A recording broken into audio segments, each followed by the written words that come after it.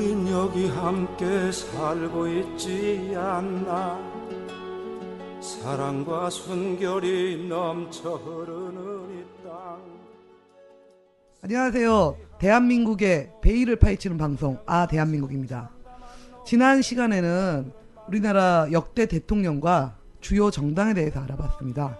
그래서 오늘 이 시간에는 그런 대통령과 정당하에서 우리나라가 어떤 정책들을 파헤쳤는지 펼쳤는지 확인해 볼 필요가 있다 싶어서 대한민국의 대표적인 정책들을 살펴보도록 하겠습니다.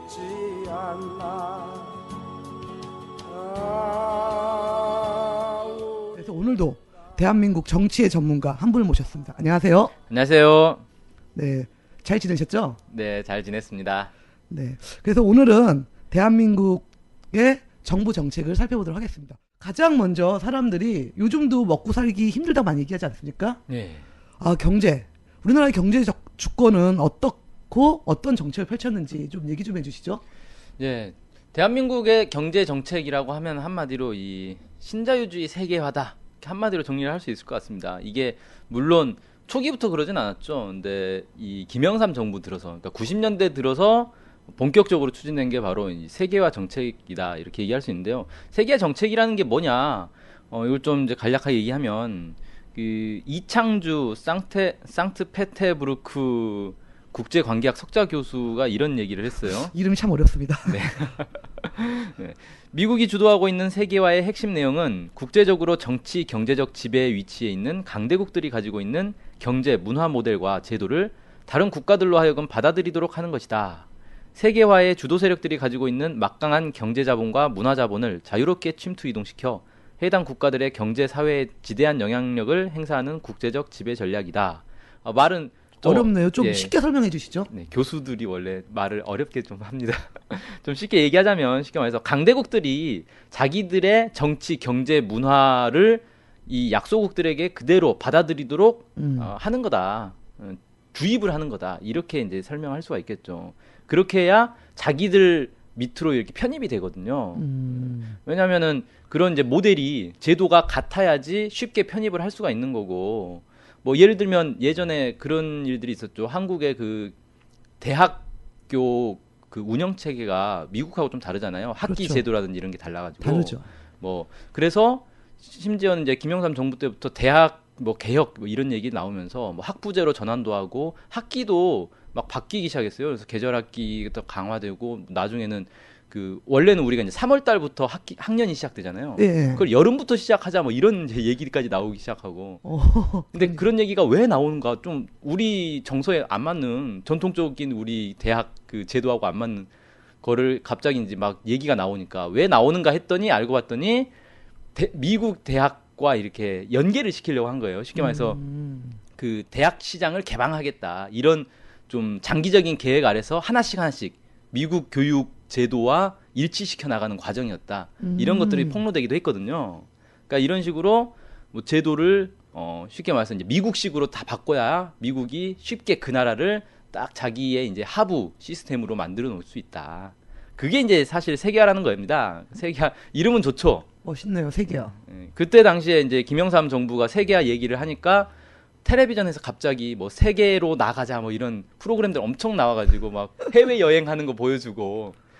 세계화가 해외여행 나가는 거? 네, 그런 것들이 갑자기 급증했어요. 그런 프로그램이 외국의 뭐 문물을 소개하고 이런 것들이 갑자기 급증을 했는데 사실은 이제 세계화를 이제 피상적으로 이해하니까 엉뚱한 분위기가 형성이 된 거였고 실제로 세계화는 결국은 뭐 경제 시장을 중심으로 해서 정치, 뭐 문화 이런 것들 다 개방해서 강대국들을 따라가자, 강대국들에 편입되자 이런 게 세계화였다는 겁니다. 그래서 김영삼 정부 때부터 이제 세계화가 본격적으로 이제 붐을 일으켰죠. 네.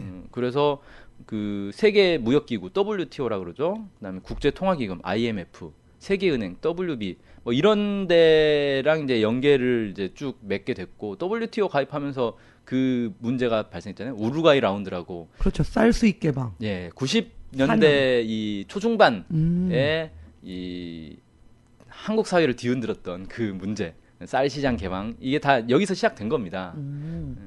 그렇게 했고 그 특히 이제 1995년에는 세계화 원년을 선포를 했어요. 세계 원년이요? 네, 그런 적도 있었습니다. 그러면서 신자유주의가 무분별하게 쫙 받아들여졌죠. 네.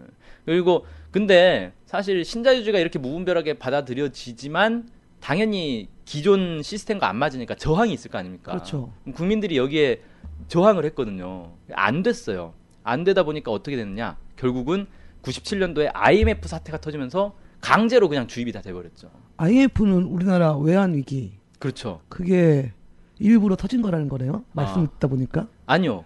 꼭 그렇게 얘기하는 건 아닌데 IMF가 계기가 돼서 신자유주의가 무분별하게 들어오는 어떤 기회가 됐다는 겁니다. 기회가. 물론 IMF가 왜 터졌느냐는 사실 워낙 많은 논문들이 있고 주장들이 있고 견해가 있어서 뭐 이게 맞다라고 제가 딱 집어서 말씀드릴 수는 없는데 IMF를 유도했다라는 여러 근거들도 있습니다. 실제로 IMF를 유도했다는 근거들도 있고 또 이제 재밌는 거는 이때 97년도 초에 그러니까 96년도 말이었죠. 그 노동법 암기부법 그 날치기 통과 사건이 있었어요. 네네. 그때 김영삼 정부 시절에 거기서 이제 중요한 게 이 노동법을 날치기 통과했는데 그 주된 내용이 신자유주의를 그대로 적용하는 내용이었거든요. 그래서 이제 당연히 노동자들을 비롯해서 전 국민들이 반대를 했죠. 그래서 그렇죠. 이게 좀 그 제대로 받아들이지 못하고 좀 완화가 됐어요. 그때 처음에 날치기 통과했던 게 무산이 되고 법을 다시 통과를 시켜서 좀 완화가 됐는데 IMF 터지면서 이게 그냥 그대로 밀어붙여졌는데 그때는 누구도 저항을 할 수가 없었죠. 왜냐하면 나라가 부도라는데. 그러니까 국가 위기니까 막 금모으고 네, 막 그랬잖아요. 그렇죠. 나라가 부도라는데 지금 뭐 누구의 권리를 따지고 이럴 때냐? 이렇게 돼버리니까 신자유주의에 대해서 아무런 저항도 못하고 다 받아들이는 그런 이제 상황이 된 거죠. 그리고 이제 IMF 이후에 또 한 번의 이제 결정타가 이 한미 FTA를 통해서 경제 주권을 고스란히 이제 미국에게 넘겨주는 그런 이제 상황이 됐는데 한국의 정부는 뭐 그때나 지금이나 그러니까 WTO 쌀수입 개방 때나 IMF 때나 한미 FTA 때나 항상 일관되게 하는 주장이 있습니다. 한미 동맹이 중요하다. 한미 동맹이 중요하기 때문에 미국과 경제 교류를 늘리면 늘릴수록 더 밀접해질수록 좋은 거다. 이런 논리로 이런 모든 내용들을 다 밀어붙였던 거죠. 네, 그렇군요. 그러니까 저희들은 신자유주의라는 단어 예. 이 단어를 2000년대 이후에 많이 사람들이 기억하잖아요. 근데 말씀을 들어보니까 1990년대서부터 이제 신자유주의 정책이 쭉 그렇죠. 들어왔다라고 볼 수 있네요. 예. 근데 좀 전에 말씀해 주신 것처럼 그 IMF 이후에 최근에는 한미 FTA. 네. FTA가 뭐 거의 수많은 국민들이 반대를 하면서도 어쨌든 체결되었습니다. 그래서 국민들이 많이 반대했던 이유가 한미 FTA가 우리나라의 경제 주권을 또한 더 어렵게 만들고 있다. 이런 주장이 있어요. 예, 그렇습니다. 근데 경제를 어렵게 만들고 있느냐, 경제를 더 개선시키고 있느냐보다 더 중요한 게 뭐냐면은 경제 주권을 훼손한다는 거예요. 그래서 사실 경제 주권이 좀 훼손되더라도 그냥 잘 살면 되는 거 아니냐 이렇게 주장하시는 분들이 있을 수도 있는데 제가 그 예전에 대학 다닐 때 한 교수님이 이런 얘기를 해줬어요. 그분은 이제 뭐 경제 관련된 교수는 아니었는데 네. 그 옛날에 그 고전 명화 중에 배너라는 영화가 있습니다. 혹시 보셨나요? 봤죠. 네. 아주. 배너를 볼 정도면 상당히 나이가 있으신 분. 요즘 케이블 방송이라든지 재방송 많이 해줍니다. 아 그렇군요. 아마 요즘 젊은 사람들은 배너라는 영화를 들어본 적도 없을 거예요. 근데 그 80년대까지만 해도 상당히 유명한 영화였죠. 뭐 주말에 명화하면 맨날 주말마다 나오는 틀어주고. 네, 명절마다 나오는 명화였는데 거기에 보면 아주 그 중요한 장면, 재밌는 장면이 있습니다. 전차 경주라고 그 전차를 타고 이렇게 달리기 샵을 하는 거거든요. 이 경주 장면이 워낙에 이제 유명해가지고 나중에 그 스타워즈라는 영화에도 이게 그대로 이제 따와서 이렇게 그 보여준 적도 있어요. 근데 어쨌든 그 이제 전차 경주를 하는데 이 전차 경주가 그 규칙이 없어요. 무조건 1등만 하면 됩니다. 아 규칙이 없어요? 네, 그러니까 막 달리다가 서로 싸워요. 막 칼 채찍고 휘두르고 막 말은 칼 달리고 하고. 서로 싸우는 거. 네, 전차끼리 막 서로 부딪히고 전차 부서져가지고 사람 날아가고 말에 밟혀서 죽고 막 이러는데 아무런 규칙이 없기 때문에 그런 게 다 허용이 되는 거예요. 완전히 그 정글의 법칙만 통용되는 약육강식의 이 경주인데 이거를 막 하는데 거기 어떤 장면이 나오냐면 한 명이 이제 막 채찍을 휘두르면서 서로 싸우다가 전차가 부서져 버립니다. 네. 그래서 이 사람이 근데 채찍이 그 상대편 그 전차에 걸려요. 오, 그래가지고 이 사람이 질질 끌려가는 거예요. 그렇죠. 예, 바닥에 그 흙바닥에 이제 떨어져가지고 질질 끌려가고 있는데, 자, 이 교수님 얘기는 이게 우리 한국 경제의 실상이다. 지금 이 사람은 그 이제 전차가 1등을 하면 그 사람 매달려가는 사람이 2등을 하는 거 아닙니까? 네. 그러니까 자기는 2등을 한다고 좋아하지만 사실은 그 만신창이가 되고 있는 거다, 몸은. 그리고 만약에 이제 이 재찍을 놓는 순간 순식간에 꼴등이 된다는 거죠. 한국 경제가 지금은 마치 경제가 양쪽으로 막 성장을 하니까 와, 우리 한국 경제 잘 사는가 보다, 이렇게 생각할 수 있지만 사실은 그렇게 아니다. 미국이란 경제에 매달려서 질질 끌려가고 있는 거다. 이걸 많이 강조하시더라고요. 한미 FTA. 그래서 사실은 경제 주권 문제가 더 심각한 문제다. 이것 때문에 당장의 경제 효과가 뭐 몇 달러가 늘어나느냐 줄어드느냐, 이것보다 더 중요한 건 경제 주권 문제라는 건데요. 제가 여기서 이제 말씀드리고 싶은 건 한미 FTA가 어떻게 체결되는가, 그 과정을 좀 보자는 겁니다. 과정이요. 네, 그 네. 과정을 보면 한미 FTA 정체를 알 수 있거든요. 그러니까 이 한미 FTA가 처음에 이제 나온 게 노무현 정부 시절이잖아요. 네. 근데 노무현 정부가 원래 처음부터 집권할 때부터 한미 FTA에 관심이 있었던 건 아니에요. 그러니까 한미 FTA는 정책 그 순위에서는 상당히 밑에 있었고 별 관심이 없었던 건데, 2004년도에 미국 무역대표부 부대표가 한미 FTA 체결에 이제 관심을 표명을 하면서 빨리 추진을 해야 된다, 이렇게 이제 얘기를 합니다. 그렇게 해서 이제 논의가 시작됐고요. 그런데 여기서 이제 그 좀 재밌는 게 뭐냐면은, 애초에 이 한미 FTA가 급격하게 추진될 수 있었던데 핵심적인 역할을 한 사람이 있습니다. 그 사람이 누구냐면은 그 김현종. 네. 당시 통상교섭본부장이죠. 아, 이분 많이 유명합니다. 예, 이 사람이 2005년도에 그 노무현 대통령이 해외 순방을 하는 과정에서 그 브리핑을 했어요. 한미 FTA가 왜 필요한가에 대해서 막 브리핑을 해서 노무현 대통령이 아, 그렇게 좋은 거면 한번 추진을 해봐라, 이렇게 얘기를 한 거예요. 그렇게 해서 이제 추진이 됐다고 합니다. 그러니까 당시 청와대에 있던 사람들 얘기로는 2005년도 이전에는 한미 FTA 얘기가 나온 적이 없다. 그런데 갑자기 그 해외 순방 한번 하고 오더니 한미 FTA가 막 본격적으로 급하게 추진이 됐다는 겁니다. 그래서 이 김현종 전 통상교섭본부장의 역할이 이제 지대인데, 이 사람이 어떤 인물이냐? 위키리크스에 나중에 공개가 됐죠. 예, 미국이 주목하는 그 정보원. 예, 정보. 이렇게 이제 알려지면서 미국 편에서 활동한 인물이다. 그 버시바우 당시 주한미 대사가 이런 얘기를 했어요. 그 한미 FTA 내용 중에 약가 적정화 방안 문제가 있습니다. 그러니까 약가 문제, 약에 이제 특허 문제가 있기 때문에 이 약 문제, 의약 문제가 상당히 이제 복잡한 게 있었는데, 그 한국 정부가 이 약가 적정화 방안을 어떻게 할 것인지에 대해서 그 고민을 한 거를 미국 정부에 먼저 알려줬다는 거예요. 발표하기 전에. 먼저 알려줘요? 네, 그러니까 국민들한테 발표하기 전에 미국 정부에게 알려주고, 자, 우리가 이런 식으로 발표를 할 거니까 의견을 우리한테 준비를 해서 줘라. 이따 협상할 때. 아니, 그럼 정보를 먼저 주면 이거 뭐 협상 왜 하는 거예요? 그러니까 쉽게 말해서 간첩이죠, 간첩. 아. 네. 쉬운 말로 간첩인데. 검은 머리 미국인 또 계셨군요. 네. 그 버시바우는 그 국무부에 보고한 전문에 뭐라 썼냐면, 이 미국 측에 유익한 내용으로 협상이 관철되도록 필사적으로 싸웠다, 이렇게 평가를 해요. 한국인이 미국을 위해서 미국하고 협상을 하는데 미국을 위해서 필사적으로 싸웠다고 합니다. 그러니까 이게 협상이 되겠습니까? 한국 대표와 미국 대표가 협상을 하는데 알고 봤더니 한국 대표는 미국을 위해 필사적으로 싸우는 사람이에요. 결국은 우리나라를 위해 싸운 사람이 아무도 없다는 거 아니에요? 그렇죠. 미국을 위한 미국 공무원 2명이서 서로 협상을 한 거죠. 한국을 두고. 자, 그러니까 뭐 이렇게 실제로 한미 FTA를 당시에 이제 협상을 벌였던 사람이 미국을 위한 이 정보원 역할을 하던 사람이었고, 그 뒤로 이제 나왔던 사람이 김종훈 통상교섭본부장이 있죠. 지금 국회의원이시죠, 그분? 예, 지금 새누리당 국회의원인데, 이 사람 같은 경우는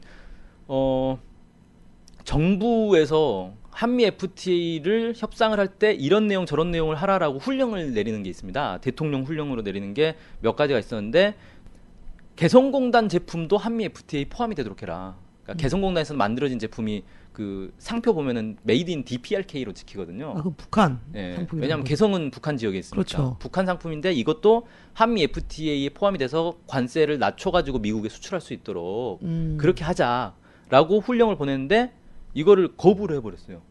대통령 예, 대통령 명령을 거부를 한 거예요. 그 사람 깡이 있는 거예요. 뭐예요? 그 다음에 또 어떤 얘기를 했냐면 쌀 협상과 관련해서 이 김정은 통상교섭본부장이 계속 한 얘기가 쌀 협상은 없는 거다. 한미 FTA 쌀 내용은 없다라고 얘기를 했는데 알고 봤더니 이미 미국 하원 의원 등을 만나면서 쌀 추가 협상을 약속을 했다는 거예요. 그러니까 국민들한테 거짓말을 한 거죠. 그리고 나중에 이명박 정부 들어서서 한미 FTA가 그 사실상 재협상이 되잖아요. 네. 수정이 됐는데 협정문을 수정을 했으면 이건 재협상인 거잖아요. 그렇죠. 다시 비준을 받아야 되는 거잖아요.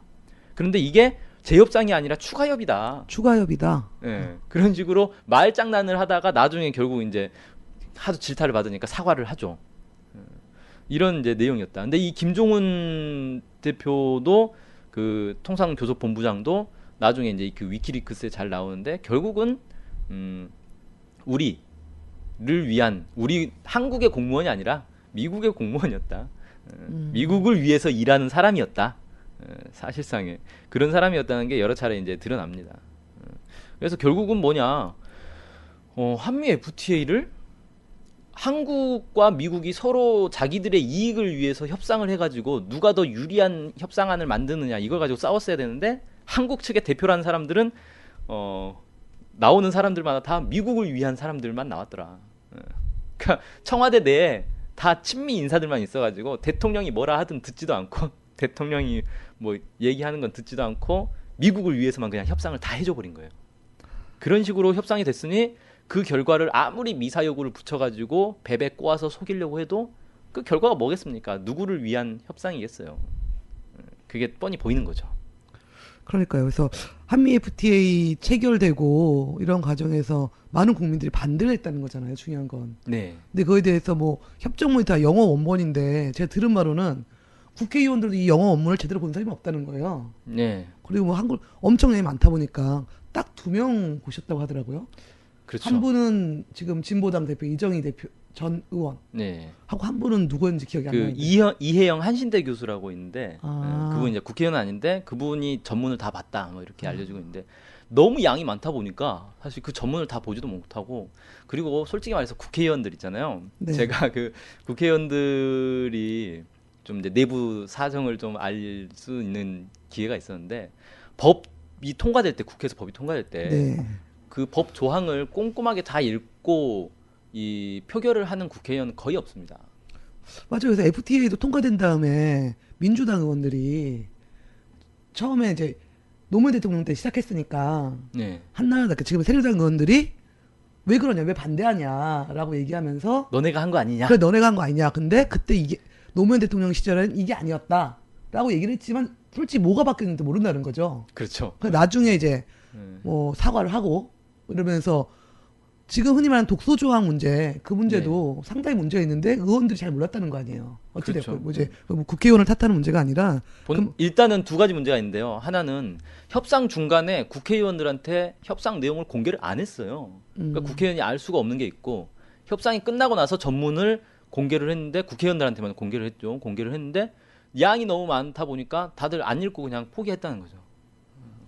그러니까 나라의 중요한 경제에서 가장 어떻게 보면 가장 중요한 문제일 수도 있는데 이거를 국민적 동의나 혹은 입법기관을 대표하는 뭐 국회 동의나 뭐 동의 절차는 나중에 밟았죠. 네. 막 밀어붙이기로 밟았지만 날치기 통과했죠. 그래서 뭐 체류탄 가스 터지고 하지 않았습니까? 그렇죠. 그런데 어찌되었건 이런 과정에서 지금 주되게는 협상을 임했던 사람들의 자세가 어떠한가 네. 이런 속에서 진정으로 대한민국의 경제 주권을 위한 것인가 그렇지 않다라고 볼 수 있는 과정이었다 말씀해 주신 것 같아요. 네, 그렇습니다. 네, 그러면은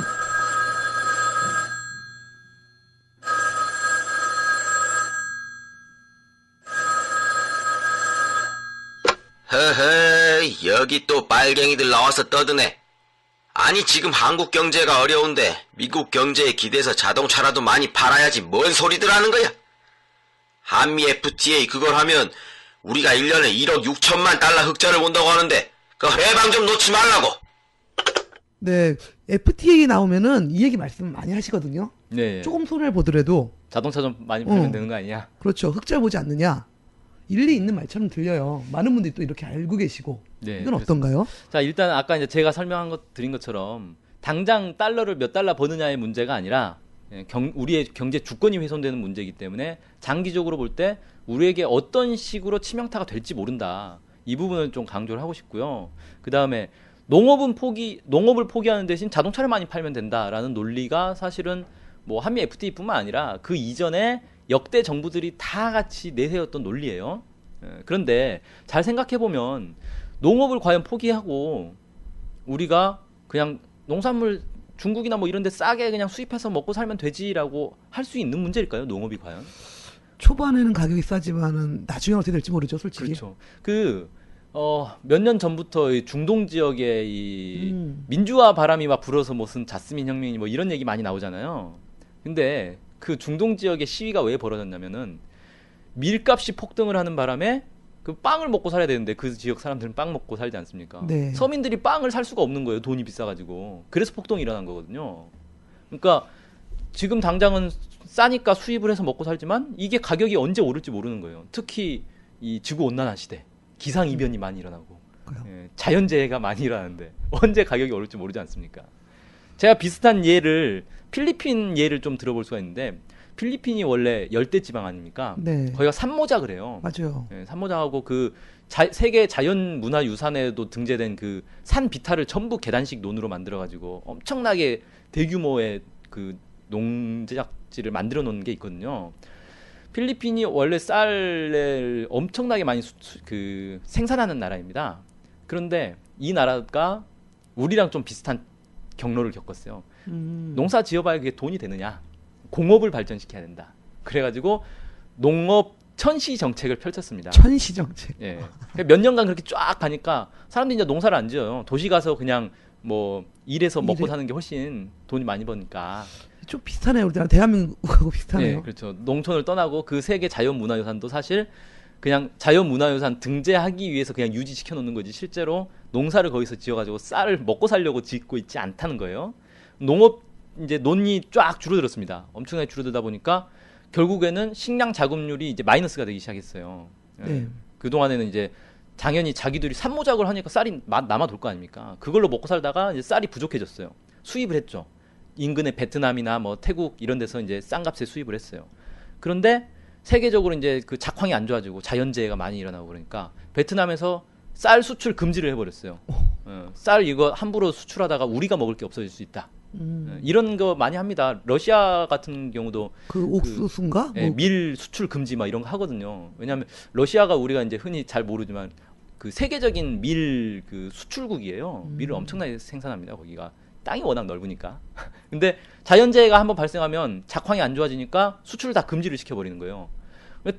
그 필리핀이 그래가지고 몇 년 전에 심각한 문제가 발생했어요. 쌀이 부족해가지고 쌀 수입을 할 데가 없으니까 막 사람들이 막 식량난이 벌어져가지고 정부에서 막 그 쌀을 배급을 해주고 근데 거의 최소한의 양만 배급을 해주고 막 쌀 구하기 위해서 농민들이 막 도시민들이 농촌으로 막 쌀 구하러 다니고 이런 사태가 터진 적이 있거든요. 그러니까 그렇게 산모작을 할 수 있는 풍부한 자연 조건을 가진 나라조차 순식간에 쌀 수출국에서 쌀 수입국으로 그리고 이제 쌀이 없어서 주민들이 굶는 사태가 순식간에 발생할 수 있다는 거죠. 그래서 농업은 사실은 안보 문제다 이건. 식량 농업은 안보다. 안보다. 네, 식량 안보를 포기하는 거다. 자동차 몇 대 팔아서 쌀을 살 수 있을 거라고 생각하는 건 지금이야 되지만 언제 가서 그게 안 될지 모른다는 거 말씀드리고 싶고요. 그 다음에 1년에 1억 6천만 달러 이거는 정말 허구인데. 아, 허구예요? 예, 자 제가 말씀을 드릴게요. 정부에서 이런 주장을 합니다. 한미 FTA 체결되면 경제적 혜택이 엄청나다. 뭐 경제적 효과가 1년에 얼마 몇 달러고 뭐 이런 얘기 하는데 그 주장을 뒷받침하는 보고서가 있습니다. 대외 경제정책연구원에서 나온 보고서인데 이걸 가지고 계속 우려먹는 거예요. 여기에 이렇게 나왔다. 여기에 이렇게 나왔다. 그런데 이 보고서 자체가 잘못된 모형을 가지고 이 가정을 해가지고 결과를 낸 거예요.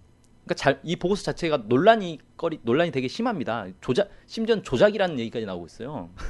조작한 걸 정부가 이용했다. 네. 그러니까 이게 신빙성이 없는 보고서라는 거고, 심지어 이제 뭐 예를 들어 그 장하준 캠브리지대 교수 좀 유명하죠. 네네. 이런 분은 이런 얘기를 합니다. 경제학이라는 게 원래 정확한 예측이 불가능하다. 그러니까 이 어떤 방법을 쓰느냐에 따라서 결과가 완전히 달라질 수 있는데, 그 좋은 그냥 적당한 방법을 해서 좋은 결과 나온 거 하나만 보고 이 결과가 좋으니까 밀어붙여야 된다 이렇게 하는데 이거 완전 엉터리 아니냐. 그러니까 방법을 바꾸면 사실 결과가 안 좋게 나올 수도 있는 거거든요. 어떤 방법을 쓰느냐에 따라서 결과는 천차만별이기 때문에 그런 걸 다 종합적으로 판단해야 되는데, 좋은 결과만 발표로 짠 해놓고 좋으니까 하자, 반대하는 건 매국노다, 이런 식의 논리가 세상에 어디 있느냐. 이런 거죠. 그리고 아까 그 말씀드렸던 이혜영 한신대 교수 같은 경우는 이런 얘기를 하죠. 그러니까 뭐 35만 개 일자리가 창출된다 이런 이제 주장을 하는데, 정부에서 네. 실제로는 이 농어민과 자영업자들이 다 파산을 할 거기 때문에 이 사람들이 다 실업자가 되는 거다. 그러니까 오히려 일자리는 줄어든다고 봐야 된다. 이렇게 이제 주장을 하기도 했고요. 실제로 지금 이제 발효된 지 1년이 좀 넘지 않았습니까? 그렇죠. 한미 1년 FTA 넘었습니다. 발효 1년을 지나고 나서 평가를 해보니까 전체 무역 규모가 1.8% 줄었어요, 오히려. 미국 경제가 어려워서 안 사가나? 근데 보니까 같은 기간에 일본은 5.6% 늘어났다는 거예요. 그러니까 이게 세계 경제 여파 탓을 할 수도 없다는 거죠. 그렇죠. 일본도 많이 수출하고 우리나라 수출하는 나라인데. 네. 그러니까 일본의 경우는 무역 규모가 늘어나는데 우리는 무역 규모가 줄어들었다. 근데 우리는 한미 FTA를 발효가 되고 1년 동안 효과를 봤어야 되는데 오히려 뭐 경제 영토가 늘어난다, 광고 엄청 때리지 않았습니까? 맞아요. 지하철에도 막 하고 FTA 뭐. 네. 그냥 이게 다 거짓말이었다는 거죠. 그러니까 실제로는 그 정도의 효과는 정말 가장 좋은 조건에서만 겨우 날까 말까 하는 효과였던 건데, 그게 마치 당연히 돼야 되는 것처럼 광고를 해놓고 정작 뚜껑을 까보니까 아무것도 안 돼 있는, 현실은 이렇게 됐다는 거죠. 그래서 한미 FTA에 대해서는 환상을 갖지 말아야 되고, 저는 이렇게 비유를 하는데, 원래 한국 경제가 미국 경제 초반부터 편입이 돼 있지 않았습니까? 미 군정 시기부터 해가지고 그 무상 원조, 유상 원조 이렇게 하면서 그 미 차관들을 들여와서 한국 공업 막 발전시키고 이렇게 했던 거거든요.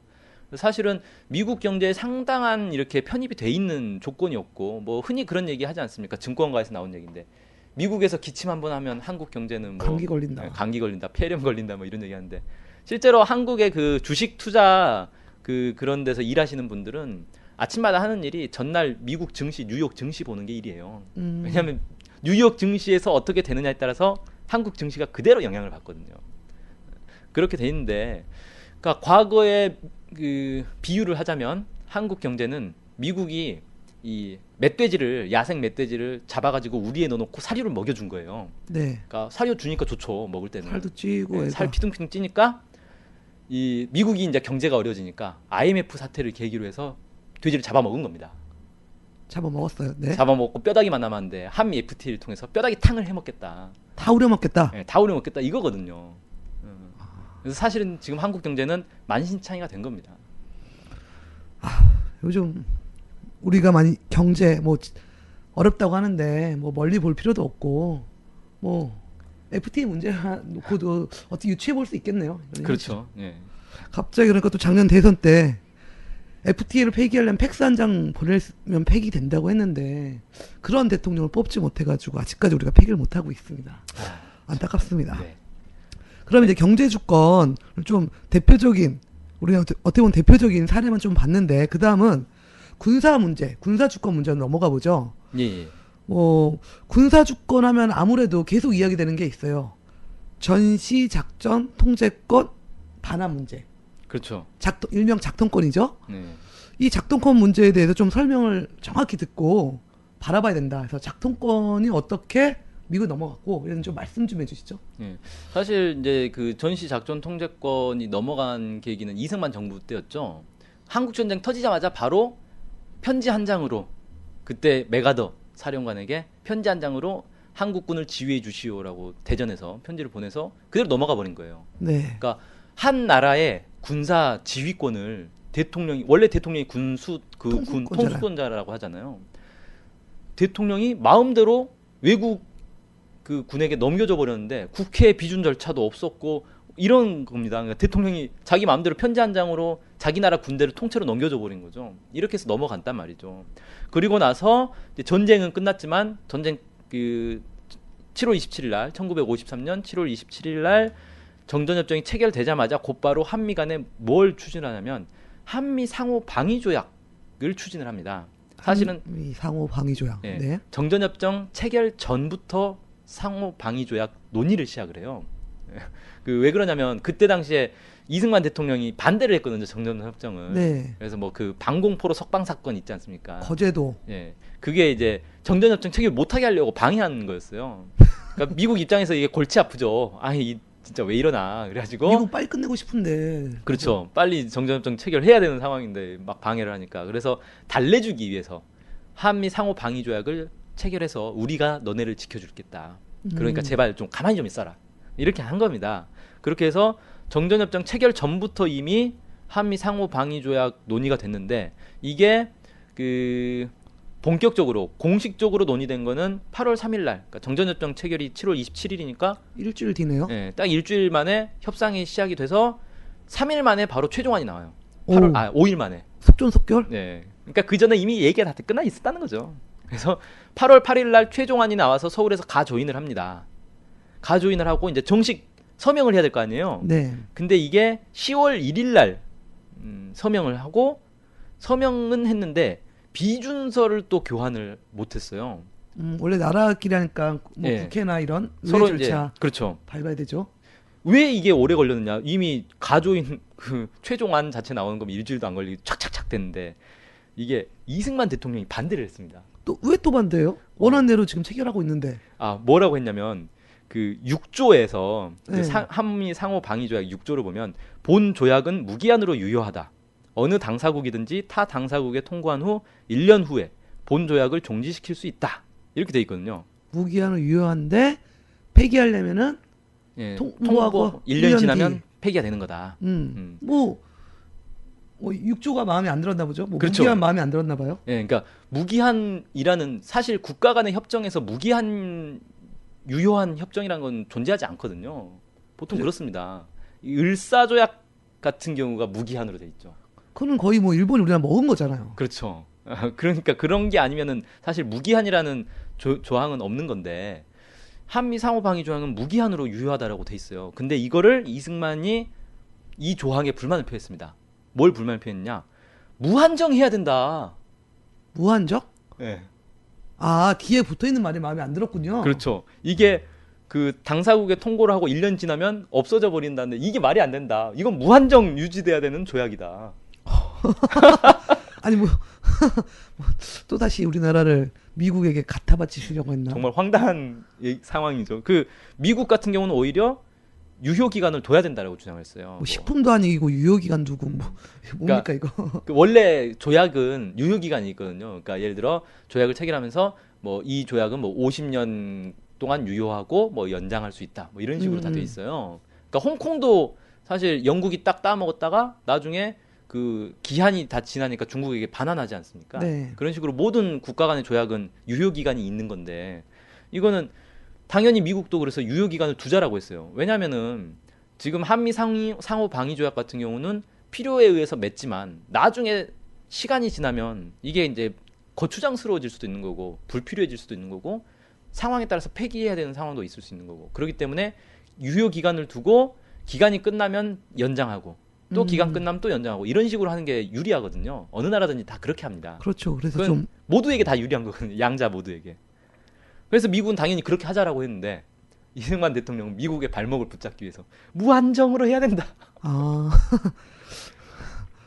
그래서 이제 비준이 늦어진 거다. 그렇죠. 예, 그렇게 해서 비준이 늦어졌고 이거 이제 통해서 한미 상호 방위 조약이 체결이 됐고 어쨌든 이제 주한미군이 무제한 마음껏 무상으로 한국에 이제 들어와서 이 작전 지휘권을 행사를 하게 됐는데 작전 지휘권 같은 경우도 이제 워낙에 논란이 이제 많이 돼서 아니 세상에 작전 지휘권 없는 나라가 군대 작전 지휘권도 없는 나라가 있느냐 주권의 문제다라는 게 논란이 되니까 김영삼 정부 시기에 미국에서 평시 작전 지휘권을 반환을 해요.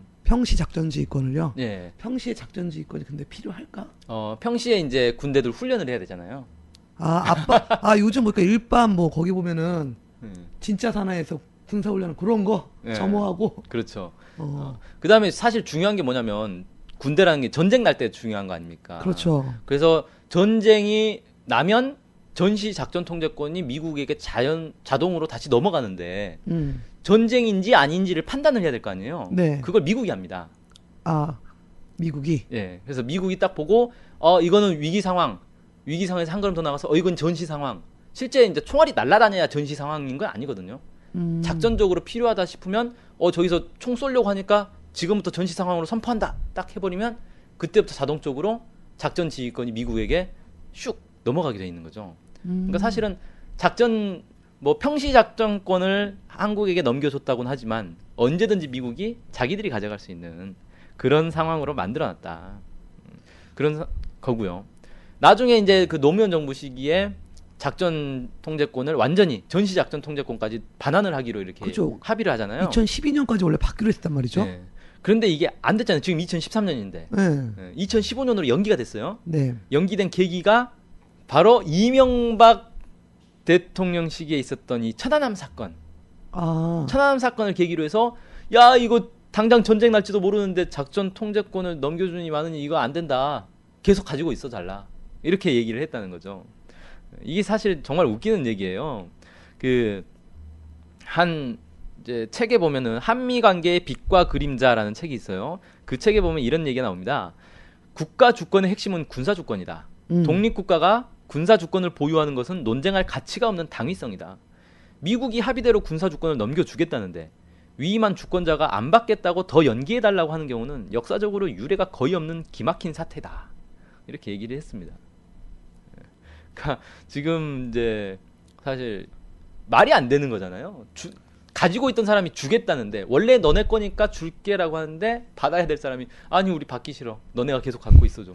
이렇게 얘기하는 것 자체가 되게 웃기는 건데 사실은 이게 2015년에 반환을 하기로 돼 있지만 작년부터 계속해서 나온 얘기가 있습니다. 그 연평도 또 포격전이 있었고 그 이후에 네. 막 전쟁 위기가 극도로 막 올라가다 보니까 어떤 얘기가 나오냐면 이 전시 작전 통제권 반환은 한국군이 이걸 받을 준비가 되어 있다라고 판단이 되면 반환을 한다. 이건 미국과 한국군 모두 이 얘기를 하고 있어요. 그러니까 꼭 2015년 12월 1일 날 무조건 반환을 해야 되는 게 아니다라는 거예요. 그럼 또 안 줄 수도 있다는 거예요. 그때 가서 상황 봐서 준비가 안 됐다라고 판단되면 안 줄 수도 있다. 안 받을 수도 있다. 이렇게 지금 얘기를 하고 있습니다. 그러니까 이 사실 군사 주권을 우리가 가져오는 이 당연한 문제조차도 어떻게든 미국에게 매달리고 있는 이런 상황 이렇게 볼 수가 있겠네요. 전 세계 아마 군사 주권이 없는 나라가 우리나라뿐이 없을 거예요. 대한민국뿐이. 유일하죠. 참 유일한 거 많이 있습니다. 군사 주권도 없고 또 유일한 게 전 세계 유일한 분단 국가죠. 그렇죠. 그러니까 대통령마다 다 이 통일 정책 우리가 분단된 지가 긴 것 같지만 45년 이후에 분단됐을까지 얼마 안 된 거잖아요. 100년도 안 된 거고. 네. 그런데 어쨌든 그러면 정권마다 이런 통일 정책이 중요했는데 과연 우리나라 대통령 역대 정부의 통일 정책은 어땠는지 좀 살펴보죠. 네. 통일 정책이 과연 있었느냐라는 질문부터 좀 해야 될 필요가 있어요. 사실 초반에 이승만 정부는 북진 통일을 내걸었습니다. 네. 그러니까 그렇죠. 전쟁을 통한 북한 점령이죠. 이건 통일이라기보다는 그냥 점령을 하자라는 거였고요. 그다음에 이제 박정희 정권 같은 경우는 이 체제 경쟁을 해야 된다라고 하면서 반공을 국시로 내걸고 계속해서 대립을 했어요. 그러니까 이건 사실 통일 정책이 있다고 볼 수는 없죠. 체제 경쟁을 해서 이긴 사람이 따먹는 거다. 뭐 이런 개념이었던 거죠. 말만 바뀔 뿐 이승만하고 별로 다른 게 없네요. 그렇죠. 전두환 정부 시절에도 마찬가지고 노태우 정부 시절에는 좀 이제 진일보한 게 있습니다. 그 노태우 정부 시기가 뭐 북방 정책 해가지고 중국하기도 수고했고 막 좀 냉전에서 화해 분위기로 좀 된 게 있었잖아요. 그렇죠. 그때 그 남북 합의서도 체결이 됐었고요. 그래서 노태우 시기는 그나마 좀 나은데 노태우 시기에 뭐가 나왔었냐면 1989년도 9월달에 이 한민족 공동체 통일 방안이라는 거를 발표를 합니다. 근데 이 한민족 공동체 통일 방안을 좀 잘 봐야 되는 게 통일의 원칙으로 내건 게 자주 평화 민주를 제시를 했어요. 자주 평화 민주. 예. 다 듣기에는 좋은 말이죠. 그렇죠. 자주 좋고 평화 좋고 민주 좋은데 이게 왜 문제가 되냐면 1972년도에 7.4 남북 공동성명이라는 걸 합의를 했습니다. 그때 네. 그 이후라. 박정희 정부 시절에 예. 이후라 가서 이제 체결을 했는데 그 남북 공동성명에 따르면은 통일의 3대 원칙으로 해서 자주 평화 통일 민족 대단결을 제시를 했어요. 그건 남북이 하면 게 자주 평화 통일 민족 대단결. 예. 그러니까 남북 사이에 이미 통일의 원칙을 합의를 해놓고 노태우 정부는 그거랑 별도로 자주 평화 민주를 제시를 했다는 거죠. 근데 이게 왜 문제가 되느냐? 딱 다른 게 하나 있잖아요. 민족 대단결이 민주로 바뀌었어요. 네. 근데 이게 왜 문제가 되느냐? 민주라는 거는 자, 한국은 민주주의 국가인가요? 민주주의 국가. 글쎄요, 이거 대답하기 애매한데. 헌법상으로는 민주주의 국가 맞죠? 네, 헌법상은 맞죠. 자, 북한은 그럼 민주주의 국가인가요? 글쎄요. 북한도 북한의 국호가 정식 아. 국호가 조선 민주주의 인민공화국 아닙니까? 그렇군요. 그러니까 헌법을 보면 북한 헌법도 보면은 민주주의를 자기들은 민주주의다라고 얘기를 합니다. 근데 우리는 북한을 독재 국가라고 얘기를 하지 않습니까? 마찬가지로 북한도 남한은 독재 국가다 이렇게 얘기를 하거든요. 그러니까 서로 생각하는 민주주의가 다른 거예요. 서로 똑같은 민주주의라고 말은 하지만 남쪽이 생각하는 민주주의와 북쪽이 생각하는 민주주의가 다른데 이걸 통일의 원칙으로 넣으면 도대체 무슨 민주주의를 하자는 거냐? 남쪽식 민주주의냐 북쪽식 민주주의냐?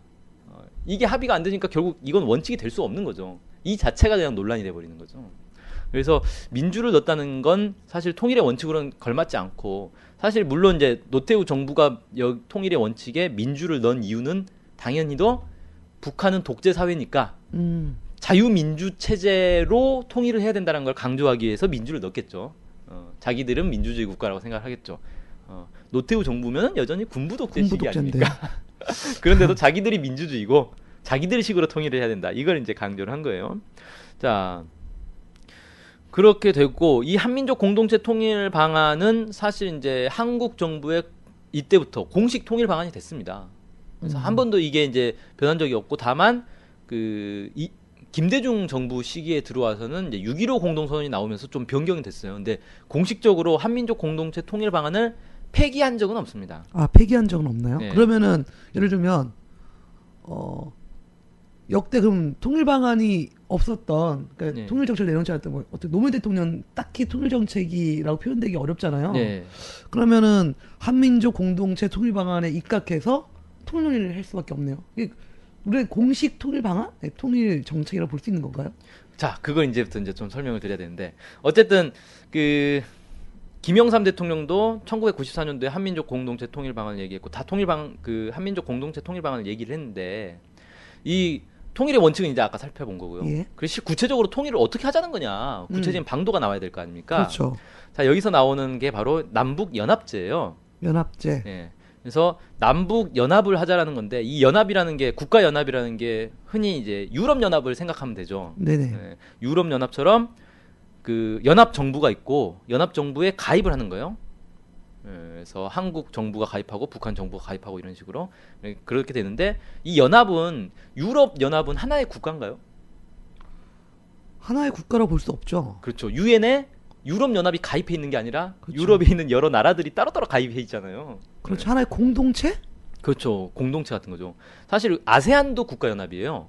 아세안 국가요. 그렇군요. 아세안 그 동아시아 그 지역에 있는 나라들의 연합체 아닙니까? 거기도 국가 연합인데 뭐 인도네시아와 필리핀이 하나의 나라다라고 생각하는 사람 아무도 없잖아요. 그렇지. 맞아요. 네, 그러니까 이건 그 국가 연합이라는 거는 그 가까이 있는 나라들끼리 서로 어떤 공동의 이익을 위해서 이 공동의 규정을 만들어 놓고 여기에 속해 있는 거지 하나의 나라가 되는 건 아니죠. 하나의 나라인지 아닌지를 판별할 수 있는 기준은 두 가지가 있는데 대외적으로 판별할 수 있는 기준이 두 가지가 있죠. 외교권과 군사권. 그래서 군대가 하나고 외교를 이 하나가 담당을 하면 하나의 나라인 거예요. 근데 유럽연합을 보면 유엔에 따로따로 다 가입을 했다는 건 별개의 나라라는 거죠. 그렇죠. 그렇게 이제 돼 있는 게 바로 국가연합인데 이 국가연합을 통일의 방안으로 제시를 했고요. 이게 끝이 아닙니다. 그러니까 이 자체는 사실 통일이 아닌 거잖아요. 그렇죠. 그냥 서로 적대관계 없이 잘 지내보자 이거 네, 아닌가요? 그렇죠. 그러니까 이건 사실 이제 남북연합이라고 얘기를 해놓고도 사실 그냥 별개의 국가로 존재할 수 있는 거예요. 이거는 이제 그 과도기고 이 다음에 뭘 하냐면은 하나의 체제로 선거를 통해서 통일을 한다는 거예요. 하나의 체제를 선거를 통해서 한다. 예. 뭐 국민 투표 해가지고 대통령 한 명 뽑아가지고 이 사람으로 그냥 정리를 한다는 거죠. 오, 그게 가능할까요? 이제 남북 연합이라는 과도기를 거쳐서 어느 정도 서로 이제 잘 섞이게 되면 가능할 것이다 이렇게 얘기를 하는 건데. 근데 말이 안 돼요. 인구수가 다른데. 저 인구수가 지금 거의 2배 가까이 차이가 나지 않습니까? 그거는 뭐 인구 많은 나라가 무조건 계속 해먹겠다는 거잖아요. 무조건 이기는 거잖아요. 그러니까 당연히 북한이 못 받겠다라고 한 거죠. 북한이 이제 못 받겠다고 한 건 두 가지인데 하나는 투표를 통해서 통일을 하겠다는 건 이건 흡수 통일이다. 인구 많은 남한이 북한을 흡수하겠다라는 흡수 통일이기 때문에 받아들일 수 없다라는 거고요. 그 과도기 단계인 남북 연합 같은 경우는 이 자체는 통일이 아니라 그냥 분단 상태가 유지되는 거기 때문에 이것도 받을 수 없다. 이렇게 해가지고 이건 통일 방안이 아니다라고 이제 받아들이지 않습니다. 그게 지금까지도 사실은 한국 정부의 공식 통일 방안이다. 이렇게 얘기할 수 있죠. 아, 그렇군요. 네. 그러니까 말은 통일 방안이고 그럴싸한데 실질적으로는 별 실효가 없는 이야기네요. 그렇죠. 네. 그렇게 본다라면 어찌되었건 우리 전직 대통령 김대중 대통령이 김조일 국방위원장과 만나서 역사상 처음으로 두 정상이 만나서 합의한 6.15 공동선언. 이거 상당히 의미가 있는 선언이다 볼 수 있겠네요. 그렇죠. 예. 6.15 공동선언이 나오면서 사실 우리 민족의 이제 통일 방안이 합의가 됐고 통일로 가는 길이 열렸다. 뭐 이렇게도 얘기할 수가 있는데 6.15 공동선언에 나오는 그 통일 방안은 남측의 연합 제안과 북측의 낮은 단계 연방 제안의 공통성을 살려서 그 방향으로 통일을 실현하자. 이렇게 돼 있단 말이에요. 네. 그러면 연합 제안은 이제 아까 쭉 말씀드렸던 거고 낮은 단계 연방 제안이라는 건 뭐냐? 그러니까 북한이 원래 통일 방안으로 주장했던 건 연방 제안입니다. 네. 연방 제안은 미국을 생각하면 되겠죠. 그렇죠. 미국도 연방 국가죠. 네, 미국 이제 연방 국가인데 주 정부가 따로 있고 연방 정부가 있는데 주 정부도 독자적으로 운영을 해요. 주 네. 법이 따로 있고, 맞아요. 주 방위군 따로 있고, 주지사 선거로 뽑고 다 이렇게 합니다. 그런데 주들이 전부 연방 정부에 편입이 돼 있고 연방 정부 아래 연방 군대가 있고 이 외교권도 연방 정부만 행사를 하죠. 네. 주 정부가 독자적으로 유엔에 가입하고 이런 거 없습니다. 예. 맞아요. 축구 대회 따로 안 나가요. 월드컵에 미국 팀이 하나로 나가지. 그래요. 영국은 2개로 나가던 4개로 나가던데 그러고 보니까 아, 영국도 연방 국가인데 좀 다르네요. 영국은 워낙에 축구가 이제 활성화돼 있어서 축구 얘기는 농담이었고요. 네, 어쨌든 연방제. 그러니까 하나의 나라인데 그 안에서 주 정부들은 독자적인 내정을 펼칠 수가 있는 거죠. 그런 게 이제 연방제인데 북한에서 주장하는 건 남과 북이 체제가 다르니까 자본주의와 사회주의로 체제가 다르니까 이걸 강제로 하나로 묶어놓으면 부작용이 심하다. 따라서 남과 북이 독자적인 정부를 두되 대외적으로는 이게 하나의 나라여야 되니까 연방 정부를 두고 대외적으로는 하나의 나라처럼 만들어 놓자라는 게 이제 연방제인데 이게 이제 남쪽에서는 뭐 적화 통일 노선이다 이런 식으로 막 이제 주장을 해가지고 이게 왜 적화 통일인지는 참 이해는 안 되지만 어쨌든 받아들여지지가 않았어요. 네. 그러다 보니까 북쪽에서 그러면 연방제 방안을 너네가 못 받겠으면 낮은 단계 연방제로 가자라고 얘기를 합니다. 또 낮은 단계 연방제. 예, 낮은 단계 연방제는 아까 이제 제가 말씀드렸던 하나의 나라의 징표로 외부에서 볼 때 외교권과 군사권이 있다 그랬잖아요. 예. 근데 사실 지금 남북이 통일을 했을 때 남북 연합군을 만들어야 되고 유엔에도 한 명의 유엔 대사를 보내야 되는데 각 나라에 한 명씩 이제 보내야 대사도 되는데 보내야 되고. 예, 대사를 어느 쪽 남쪽이냐 북쪽이냐 여기에 따라서 입장이 달라질 거 아닙니까? 남쪽 출신의 대사를 유엔 대사를 보내면 유엔에서 남쪽의 목소리를 낼 거고 북쪽 출신을 보내면 북쪽의 목소리를 낼 거고 아직까지는 이 대외 관계에서 외교적인 목소리를 낼 때 남과 북이 목소리가 일치될 수가 없거든요. 그다음에 이제 군 같은 경우는 더 복잡하죠. 남북 연합군을 만들어야 되는데 누가 지휘할 거냐. 이 문제가 이제 상당히 복잡해져 버리기 때문에 군사권도 그렇고 외교권도 그렇고 지금 당장 통합할 수가 없다. 그러니까 이걸 하지 말자는 거예요. 지금 당장. 예. 이걸 하지 말면 그럼 연합제하고 다를 게 뭐 있느냐. 그렇죠. 예. 하지만 연방제다. 왜? 그게 황당하죠? 네. 자, 그래서 사실 낮은 단계 연방제에 대해서는 더 연구를 해봐야 되는데 저는 이렇게 이해를 해요. 내용상으로는 연합제와 유사하나 형식상으로는 대외적으로 하나의 나라로 비춰지는. 그래서 연합제라는 건 상당히 느슨하게 국가 간에 가입을 했다가 탈퇴를 했다가 언제든지 분리할 수 있지만 그렇게는 하지 말자라는 거죠. 일단 그러니까 우리 남과 북이 하나의 국가를 선포해 놓고 그렇죠. 그 안에서 흩어지지 말고 예. 일단은 생기는 어려운 문제들은 같이 이해를 살아가면서 극복을 하자. 그렇죠. 이런 거네요. 예. 그리고 국방과 외교도 처음에는 각자 따로 존재하고 그냥 무슨 남북 그 조절위원회 같은 거 하나 만들어가지고 여기서 이제 협의를 하되 나중에 이제 시간이 흐르면서 점차 이 서로의 신뢰가 생기면 하나로 통합할 수는 있겠죠. 근데 그건 나중 얘기고 일단은 그러니까 보면 이제 남측의 연합제안과 북측의 낮은 단계 연방제안은 유사성이 상당히 많죠. 내용상으로 거의 겹치지 않습니다. 비슷하죠. 예. 다만 이걸 대외적으로 하나의 나라로 선포할 거냐 아니면 그냥 국가 연합으로 선포할 거냐의 차이만 있는 거예요. 예, 이 차이만 있지 사실은 거의 동일한 내용으로 돼 있는데 이걸 이제 하자라는 게 6.15 공동선언의 내용이고 김대중 대통령은 원래 대통령 되기 전에는 그 통일 방안으로 내세웠던 게 있습니다. 3단계 뭐 통일 방안 이런 그렇죠. 예, 3단계 통일 방안이 있었죠. 그게 이제 1단계가 그 남북 연합을 하자는 거고요. 2단계가 연방을 하자는 거고 3단계가 이제 하나로 완전히 체제 통일을 하자. 오. 그런 내용으로 돼 있습니다. 이게 이제 상당히 오래 전부터 이 주장을 해왔어요. 상당히 그때 당시엔 좀 진취적이었죠. 네. 근데 여기에 이제 중간에 연방제 단계가 있다 보니까 이것 때문에 이제 김대중 대통령이 또 이 용공 세력으로 몰려가지고 빨갱이 논란에 휩싸여서 고생을 많이 하셨어요. 예, 참 상식이 안 통하는 거죠. 예, 사실 근데 되게 이게 자연스러운 게 연합제 낮은 단계부터 이렇게 연합제, 연방제, 하나의 체제 이렇게 낮은 단계에서 순차적으로 밟아가기 때문에 무리가 없는 제가 볼 땐 상당히 합리적인 통일 방안이다. 저는 이렇게 생각을 하고 이게 또 6.15 공동선언에 사실 녹아 들어가 있는 게 연합제안과 낮은 단계 연방제안을 공통성을 살려서 통일하는 게 사실 1단계와 2단계 중간 단계 정도를 합의를 한 거다 이렇게 볼 수 있기 때문에 사실 꽤 괜찮은 이제 방안이고 6.15에도 그 정신은 녹아 들어가 있지 않는가 이렇게 생각을 합니다.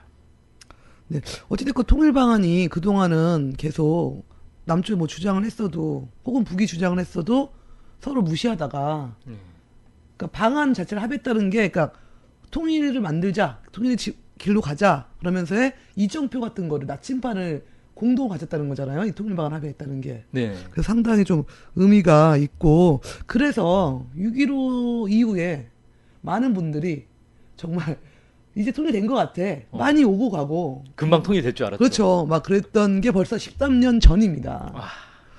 그런데 이 6.15 선언이 좋게 가다가 어제 노무현 대통령 시기도 좀 좋았어요. 네. 노무현 대통령도 14선언도 예. 내오지 않았습니까? 14선언도 합의하셨고 그런데 그 다음에 바로 이제 우리 각하가 이명박 전 대통령이 들어가면서 이게 완전 모든 노력들이 쌍그리 무너졌죠. 그래서 이명박 대통령 도대체 통일 정책을 뭘 펼친 거죠? 예, 이명박 대통령은 구체적으로 통일 방안이라고 따로 내놓은 건 없습니다. 그러니까 자연스럽게 그동안 이제 한국 정부가 공식적으로 내놓은 통일 방안은 이제 한민족 공동체 통일 방안이니까 이게 그냥 되는 거죠. 하지만 사실 지금 정부도 그렇고 어디서도 한민족 공동체 통일 방안 얘기하는 데는 없어요. 잘 모를 거예요. 네, 들어본 적도 없잖아요, 보통. 그렇죠. 요즘 국사도 안 배우니까 요즘 고등학생 하나도 모를 거예요. 사실은 90년대까지만 해도 2000년 6.15 공동선언 나오기 직전까지만 해도 지하철 이렇게 가보면 전광판에 이렇게 공익 광고 같은 거 나오잖아요. 정부에서 하는 광고. 네. 우리 정부의 통일 방안은 한민족 공동체 통일 방안입니다. 이런 광고 문구가 막 뜨고 그랬어요. 저 본 적이 있거든요. 그래서 야 저런 거 아직도 광고를 하는구나 생각을 했는데 그때까지만 해도 그랬는데 사실 6.15 공동선언 나온 이후로는 쏙 들어갔어요. 아무도 그 얘기를 안 합니다. 그래서 사실 이명박 대통령도 한민족 공동체 통일 방안으로 통일하자 이런 얘기를 한 적은 없어요. 네. 그러면 뭘 내놨느냐? 이명박 대통령이 내놓는 대북 정책이 비핵 개방 3천이 대표적인 정책이죠. 비핵 개방 3천. 예. 그리고 그 이후에 나왔던 뭐 그랜드 바겐 뭐 이런 것들도 다 사실은 이제 비핵 개방 3천의 연장선이다 이렇게 좀 볼 수가 있는데요. 비핵 개방 3천의 내용은 뭐냐면은 비핵 핵을 폐기하라. 폐기하라. 네, 북한이 핵을 폐기하고 개방. 북한 개방해라. 네, 경제를 개방하면 3천. 돈 주겠다. 네. 그 뭡니까? GDP 3천을 만들어주겠다. 아니 이 사람 747 공약도 안 지켰는데. 우리나라도 망했는데. 네. 대통령이 지금 남쪽 대통령인지 북쪽 대통령인지 정확하게 해서 한국 대통령이면 한국 공약부터 일단 지키시고 그 다음에 북한을 3,000달러를 만들어준다는 약속을 북한 입장에서 볼 때 믿겠습니까? 아니 저 사람이 747을 한다고 했으니까 747을 성공하면 한번 믿어볼까라고 할 수 있는데 이건 뭐 747도 안 지키는데 3,000달러를 뭐 남의 나라 3,000달러 만들어주겠다는 공약이 얼마나 허황됩니까? 뭐 이제 자, 남의 나라라고는 했지만 사실 남과 북은 독자적인 나라예요. 왜냐하면 유엔에 개별로 가입했죠. 하지만 특수한 관계죠. 이걸 그게 91년 남북 합의서인가 아마 그렇게 표현됐을 거예요. 예, 통일로 나아가는 특수한 관계로 이렇게 규정을 해놨습니다. 그래서 이 상황에 따라서는 두 개의 나라지만 상황에 따라서 하나의 나라인 좀 복잡한 이제 관계라 이렇게 얘기할 수 있겠는데 어쨌든 이 비핵 개방 3천의 가장 큰 문제는 뭐냐면요. 통일 문제, 남북 문제에 이 국제적인 문제인 핵 문제를 집어넣었다는 거예요. 그러니까 이 핵 문제는 사실 남북 간에 풀 문제가 아니거든요. 그러니까 지금 북한이 계속 주장하는 것도 그렇고 국제적인 이제 전문가들도 하는 얘기는 뭐냐면은 미국과의 대결 때문에 북한이 핵을 만든 거다. 미국을 대상으로 핵을 만든 거다. 이렇게 얘기를 하거든요. 그래서 이 핵 문제를 풀려면 사실 미국하고 풀어야 됩니다. 그리고 실제로 94년도에 제네바 합의도 그렇고 그 이후에 나왔던 여러 합의들도 미국하고 북한 사이의 합의들이었어요. 북미 공동 커뮤니케 2000년에도 나왔었고요. 그렇죠. 그러다가 이제 미국이 양자 합의하기 싫으니까 육자회담이라는 거를 이제 만들어가지고 다자회담으로 넓혀놨지만 본질적으로는 여전히 북미 간에 풀어야 될 문제인 거거든요.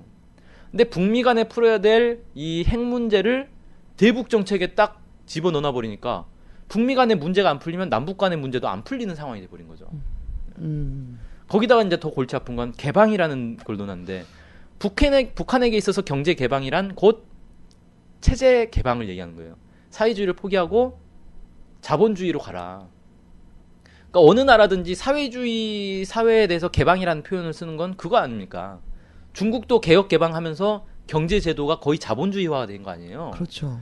그러니까 러시아도 소련도 이제 개혁 개방하면서 나라가 이제 사회주의에서 자본주의로 샥 뒤바뀌면서 없어져 버렸고 그런 것처럼 북한에게도 너네 사회주의 체제 그만 포기하고 자본주의로 넘어와라. 이게 개방인데 이거를 요구를 해버리면 북한이 그걸 받을 수가 없잖아요. 그러니까 반대로 생각하면 우리한테 너네 자본주의 사회주의라? 포기하고 사회주의와 그럼 돈 줄게 이런 거잖아요. 그렇죠. 누가 받겠습니까? 그거를. 절대 안 되는 거죠. 이걸 대북 정책이라고 내세웠으니 될 수가 없는 거죠. 그래놓고 이제 3천은 사실 더 기분 나쁜 거예요. 얼마나 기분 나쁩니까? 이게 무슨 거지도 아니고 야 내가 돈 줄 테니까 이거 한번 해봐 이거 아닙니까? 그죠. 방금 말씀하신 것처럼 북한이 오히려 남한한테 너네 사회주의 하면은 우리가 돈 좀 줄게 그러면 우리가 그래 우리 돈 필요하니까 사회주의 해보자 이럴 사람이 어디 있습니까? 있을 수도 있어요. 아 있을 수도 있나요? 너무 어려워서. 너무 경제적으로 어려우면 그럴 수도 있나요? 예. 아무튼 북한의 이 사회 특성을 안다면 그리고 북한 사회의 특성이 아니라 이건 어느 나라나 마찬가지고 당신네 체제를 바꾸면 돈 주겠소라고 했을 때 그걸 체제를 바꾼 나라가 어디 있습니까? 말이 안 되는 거죠. 그렇죠. 그래서 제가 보니까 갑자기 개방 얘기하니까 노무현 대통령이 이런 얘기를 했던 게 떠올라요. 2007년이죠. 14 그러니까 정상회담하고 14 이렇게 선언한 다음에 개성공단을 거쳐서 아마 남쪽으로 이렇게 귀환을 하셨는데 예.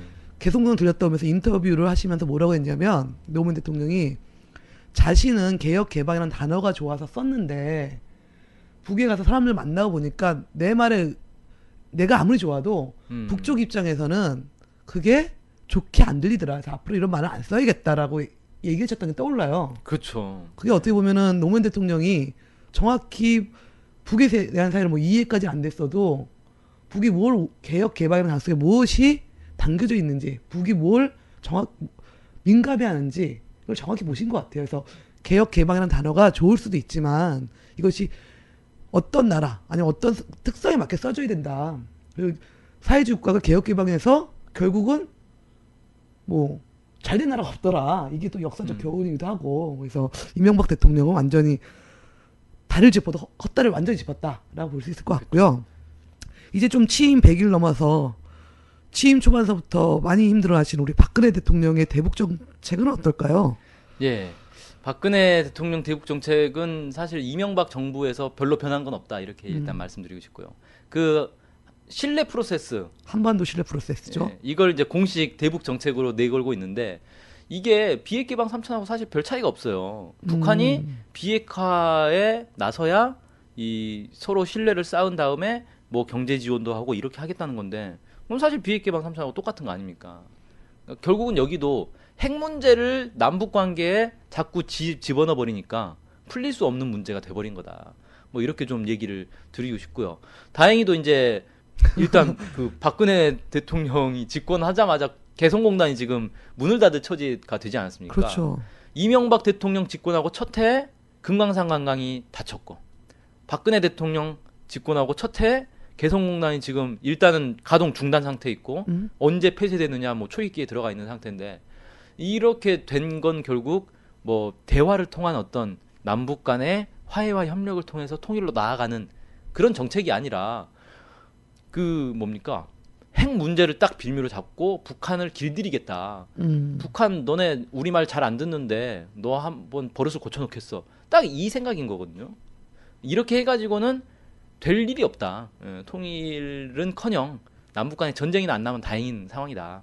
이렇게 좀 얘기를 드리고 싶고 다행히도 이제 그 남북 사이에 그 대화가 다시 이제 시작이 됐어요. 물론 이게 잘 될지 언제까지 이 분위기가 이어질지는 알 수 없지만 좀 잘 돼서 제발 좀 이제 말로 좀 싸우지 말고 말로 좀 했으면 좋겠다.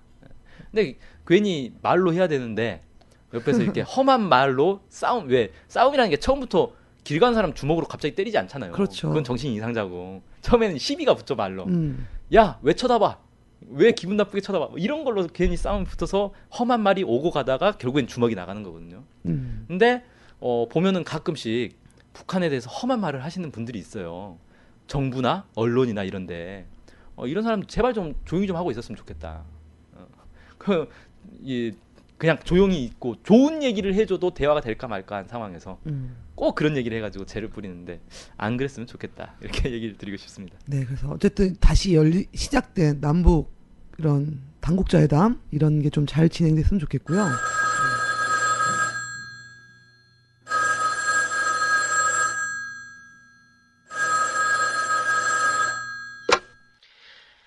야야야, 그 이명박 대통령께서 원칙 있는 대북 정책을 펼쳤기에 망정이지. 그 김대중 노무현이가 북한 빨갱이들한테 퍼주기를 해가지고 북한이 핵무기 만든 거 아니야? 어?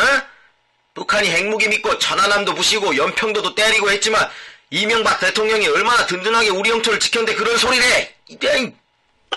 네, 그래요. 저희 작년에도 이런 얘기 많이 하시고 그랬어요. 특히 김대중 노무현 대통령의 통일 6.15 14선언 얘기하고 통일하자 얘기를 하면 다 갖다 돈 줬는데 이런 거 아니냐 이런 말씀 어르신들도 많이 하시고 미용실도 많이 얘기하시거든요. 아우 퍼주기 논란 아주 그냥 지겹습니다. 진실이 뭡니까 이거?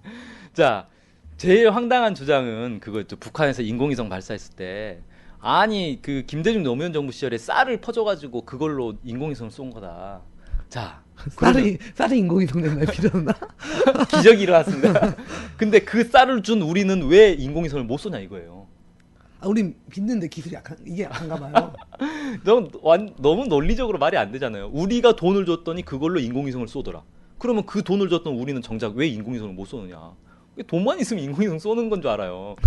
좀 논리가 너무 없는데 자 일단 그 퍼주기라는 게 사실 퍼주기가 뭡니까? 그러니까 일종의 시혜를 베푸는 거잖아요. 네. 내가 돈 많고 넌 돈 없으니까 내가 돈 이만큼 너네 주겠다. 고맙지? 이거거든요. 딱. 근데 과연 남북 관계가 일방적으로 지원을 해주는 관계였느냐? 예전에 이명박 정부 시절에 이런 얘기가 나온 적이 있어요. 그 김대중 노무현 정부 시절에 쌀을 많이 제공을 했잖아요. 북에. 그게 네. 준 게 아니라 빌려준 거예요. 아, 빌려준 거예요? 차관이에요. 차관. 예, 차관이라는 게 나중에 돌려받아야 되잖아요. 예, 대출이잖아요. 그러니까 이명박 정부 시기에 그 차관이 이제 만기일이 도래를 했어요. 그러니까 돌려달라고 요구를 한 거예요. 네. 그 얼마나 황당합니까? 그동안에는 퍼주기 했다 그러더니 나중에는 그거 원래 빌려준 거니까 갚을 때 됐어. 갚어. 이렇게 요구를 하는 거죠.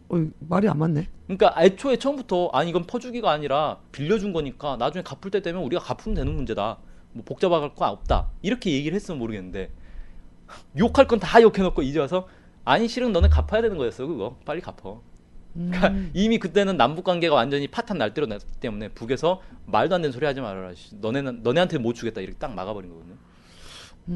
그런 일이 있었군요. 네, 아주 황당한 주장인데, 그러니까 북한 입장에서는 이런 거죠. 아니, 너네가 퍼주기라고 욕할 때는 언제고 이제 와서 달라고 하냐? 노무현 정부한테 돌려줄 수는 있다. 이명박 정부한테는 못 돌려주겠다. 마음에 드네 그거는. 이렇게 생각하지 않았을까? 제 추측에. 그렇군요. 실제 그런 발언이 있었던 그러니까 퍼주기 논란 자체가 말이 안 되는 거였다 이거네요. 네, 그렇죠. 네. 그리고 사실 퍼주기 하는데 북의 경제 지원을 가장 많이 한 정부가 김영삼 정부예요. 아 그래요? 네, 아주 놀라운 사실인데요. 김영삼 정부 때 북에 엄청난 경제 지원이 있었어요. 그 남북 관계 정말 안 좋았잖아요. 김영삼 정부 그렇죠. 때. 근데 그 북미 관계가 그 제네바 합의 딱 체결되고 나서 김영삼 정부가 이제 완전히 외톨이가 돼버렸죠. 나중에 어쩔 수 없이 거기 참여를 해야 돼요. 그렇게 해서 이제 미국이 북에 경제 지원하니까 거기에 동참해가지고 사실은 미국이 뜯어간 거죠. 너네도 돈 내 그래가지고 돈 준 건데 김영삼 정부 때가 일방적으로 지원한 게 훨씬 더 많았고 액수로 따지면 그런 거에 비해서 이제 김대중 노무현 정부는 오히려 더 적었는데도 불구하고 대북 화해 정책을 펼쳤다는 이유만으로 퍼주기로 이렇게 계속 뒤집어 씌운 누명을 쓴 그런 상황이었고요. 그다음에 북한에 지금 경제 지원을 하는 게 이게 아까운가 좀 생각을 해볼 필요가 있어요. 저는 자 생각을 해봅시다. 어디에 도로를 건설해요. 도로를 놓으려면 돈이 들어가잖아요. 그렇죠. 그 도로 가는데 들어가는 돈이 아깝습니까? 아니죠. 이거 빨라지고 편해지죠. 네, 그 도로를 통해서 물류가 막 왔다 갔다 하면서 오히려 더 돈을 벌 수가 있는 거거든요. 그러니까 이건 투자라는 거예요. 투자. 반대로 생각하면 투자다. 그렇죠. 개성공단 그 만드는데 그 완전히 바닥부터 다시 만든 거 아닙니까? 시멘트 깔고 기초공사 해가지고 건물 세우고 여기에 돈이 얼마나 많이 들어갔습니까? 그리고 이제 개성공단 물류를 지금은 이제 그 육상으로 실어 날랐지만 14선언에서는 무슨 구상이 있었냐면 남포항을 개발해가지고 거기를 통해서 아예 그 경제 특구를 만들자. 개성공단까지 통으로 해서. 그래서 개성공단에서 만들어진 제품을 항구로 실어와서 바로 무역을 할 수 있게. 바로 수출이네요. 네. 그렇게 할 수 있게 하자라고 했는데 그거 항구 만들려면 또 돈이 얼마나 들고 항구까지 도로 닦으려면 돈이 얼마나 들고 그게 다 퍼주기 아닙니까? 하지만 누구도 퍼주기라고 생각 안 하죠. 우리나라 경제 어려운데 가서 같이 잠시 어려울 수는 있지만 그때 돈이 들어갈 수 있지만 궁극적으로는 다 우리한테도 도움 되는 거잖아요. 그렇죠. 투자라는 거는 수익이 나니까 투자를 하는 거 아닙니까? 남북 관계라는 게 물론 이제 경제적으로 이게 투자의 대상이다 이렇게 보는 것도 말은 안 되지만 따지고 보면 논리적으로 보면 그렇다는 거예요. 아니 북한과 경제 협력을 해가지고 남쪽에 그 개성공단에서 중소기업이 얼마나 많은 혜택을 받습니까? 그걸 하기 위해서 이 돈이 들어가는 건데 그걸 가지고 퍼주기라고 해버리면 정말 이건 그냥 싸우자라는 것밖에 안 되는데 사실 남북 관계가 어려울 때 국방비 들어가고 뭐 훈련 한번 할 때마다 뭐 어마어마한 돈들이 들어가는데 그렇게 사라지는 돈은 아깝지 않고 경제 협력하는 데 들어가는 돈은 아깝고 이게 말이 되는가 그렇게 좀 생각을 해보고 싶습니다. 네, 퍼주기 논란 뭐 질문하셨는데 저희가 한번 바꿔서 생각해 볼 필요도 있다. 그리고 최근에 보니까 일본이 북 남포항에 투자한다. 네, 어마어마한 이런 투자한다는 것도 소문이 되고 돌고 있죠. 뭐 이제 북의 이미 휴대폰 인구가 200만 넘어서 북한 인구의 뭐 10명 중 1명 이렇게 쓰고 있는데 그거는 이집트는 오라스콤 우리 SK 뭐 이거 잘 나가잖아요. 그렇죠. 투자했으면은 삼성 스마트폰 딱 들어갔으면 뭐 떼돈 벌었겠네. 그런데 그런 거에 대해서 그러니까 경제적인 논리 이런 논리 전에 같은 민족 이런 거 좀 바라봐야 되는데 요즘 우리는 대결 논리가 앞서서 그것 때문에 한 단계 하나 뒤에 일 수 있는 진실을 못 보고 있지 않은가 이런 생각이 듭니다. 여기 함께 살고 있지 않나 양심과 정의가 넘쳐 흐르는 이 땅 식민 독재와 맞서 싸우다 감옥에 갔거나 어디론가 사라져간 사람들은 말고 하루아침에 위대한 배신의 칼을 휘두르는 저 민주인사와 함께 우린 너무 착하게 살고 있지 않나. 우린 바보같이 살고 있지 않나. 네, 그래서 대한민국 오늘 세 번째로 우리나라의 정책, 역대 정부의 경제, 군사, 통일 정책에 대해서 좀 살펴봤습니다. 살펴봤는데 뭐 최근에를 중심으로 살펴봤는데도 경제와 군사는 지키지도 못하고 남한테 주고, 남북이 뭔가 좀 잘해보려고 손을 합치려면 이것도 거부하고, 과연 우리나라를 대표하는 외교라고 표현할 수 있죠. 나라를 대표하는 이런 정책들이 과연 누구를 위한 정책이었는지 다시 한번 돌아볼 필요가 있다. 이제는 경제도 군사도 그리고 통일도 진짜 우리나라, 우리 국민을 위한 정책을 펼치고 그래야지만 진정한 나라의 국익이 높아지지 않는가 생각이 듭니다. 그래서 대한민국 오늘 방송은 이것으로 마치고요. 다음 주에 뵙겠습니다. 감사합니다. 감사합니다. 저들의 공화국